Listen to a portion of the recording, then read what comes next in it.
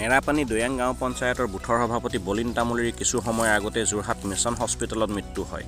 উল্লেখ্য যে যোৱা শনিবাৰে ঘাতকৰ দলে মুমূৰ্ষ অৱস্থাত ডিঙিত গামোচা বান্ধি পথাৰৰ মাজৰ পুখুৰীত পেলাই থৈ যোৱা অৱস্থাত গাঁৱৰ মানুহে উদ্ধাৰ কৰি যোৰহাট মিছন হস্পিটেললৈ প্ৰেৰণ কৰিছিল যদিও বলিন তামুলীয়ে যোৰহাট মিছন হস্পিটেলত শেষ নিশ্বাস ত্যাগ কৰে বুলি আমাক জানিবলৈ দিয়ে।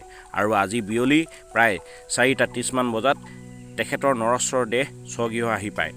বৰ্তমান মেৰাপানী আৰক্ষীয়ে স্নিফাৰ দগৰ সহায়ত অব্যাহত ৰাখিছে তদন্ত। কিন্তু বৰ্তমান কেইবাজনো লোকক সোধপোছৰ বাবে আটক কৰিছে যদিও ঘাতকক এতিয়াও মেৰাপানী আৰক্ষীয়ে গ্ৰেপ্তাৰ কৰিবলৈ সক্ষম হোৱা নাই।